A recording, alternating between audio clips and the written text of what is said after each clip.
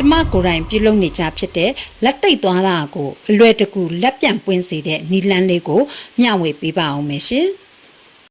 မင်္ဂလာပါလက်တိုးအိမ်မှကြိုဆိုပါရရှင်လက်တိုးအိမ်မှာအပတ်စဉ်ပုဒ်တခုနေ့နဲ့တနင်္ဂနွေနေ့တွေမှာနေ့စဉ်အသုံးပြုလို့ရမယ်လွယ်ကူထိရောက်မြန်ဆန်တဲ့ရတရားနဲ့ပတ်သက်တဲ့ပုဟုတုတရစေမာလေးတွေကိုသင်ပေးသွားမှာဖြစ်ပါတယ်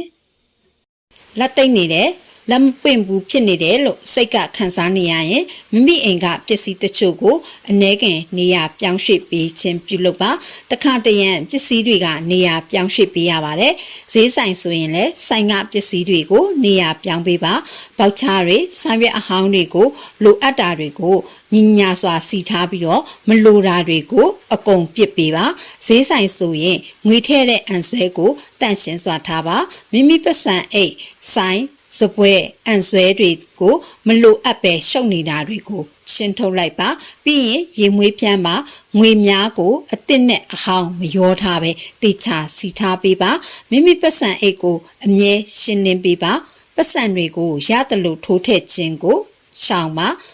ဆိုင်ရပေါက်ချာတွေကိုကောင်နာတွေကိုနေရာရွှေ့ပေးပါမိမိအိမ်အဝင်ဝမှာဒါမှမဟုတ်ဝရန်တာမှာရှုပ်နေတာတွေကိုရှင်းပေးပါဖနက်တွေကိုစစ်စီရီထားပါအိမ်ရှိလူများလို့ဖနက်တွေပြန်ပွားလဲပြန်ပြီးတော့မှစီပေးပါမိမိအိမ်အဝင်တကားမကြီးကိုတန့်ရှင်းအောင်တုတ်တင်ပေးပါရေပတ်ဝတ်လေးနဲ့တုတ်ပေးပါပြီးရင်ရေမွေးဖြန်းပေးပါအိမ်ဝင်ဝမှာအမိုက်တွေပွားနေတာရှုပ်နေတာတွေမဖြစ်အောင်တန့်ရှင်းပေးပါစက်ပစ္စည်းအဟောင်းများစွန့်ပစ်ပေးပါမနှမျောပါနဲ့အဲ့ဒါတွေလှုပ်ပြီးသွားပြီဆိုလို့ရှိရင်လေးညင်းပွင့်10ပွင့်လောက်ကိုရေမြများနဲ့ပြုတ်ပြီးလေးညင်းပွင့်ရေနဲ့ခေါင်းမစပြီးတော့မှရေချိုးပေးပါရေချိုးနေရင်နဲ့တံပုတ်တွေကာထားကိုရွတ်ဆိုပါငါလက်ပွင့်တော့မယ်ဆိုတဲ့ကောင်းတဲ့အရာတွေရရှိပိုင်ဆိုင်တော့မယ်ဆိုပြီးစိတ်ကိုတွေးထားပြီးရွတ်ဖတ်စရာအဋိဌာန်များကိုလည်းရွတ်ဖတ်ပြီးတပတ်မှာ2ကြိမ်လေးညင်းပွင့်နဲ့ရေချိုးပေးရင်ကြာခင်မှာလက်ပြန်ပွင့်လာပါလိမ့်မယ်ရှင်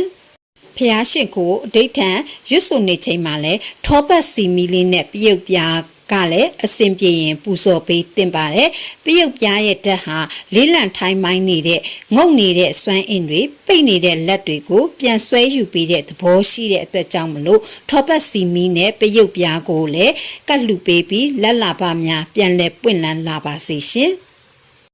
နောက်ပတ်တွေမှာလည်းလွယ်ကူထိရောက်မြန်ဆန်တဲ့ရတရားနဲ့ပတ်သက်တဲ့ဗဟုသုတရစေမာလေးတွေကိုသင်ပေးသွားမှာဖြစ်လို့လက်တိုးအိမ်ကိုစောင့်မျှော်ကြည့်ရှုအားပေးကြပါအောင်နော်။ဆုံးထိကြည့်ရှုပေးတဲ့အတွက်ကျေးဇူးတင်ပါတယ်ရှင်။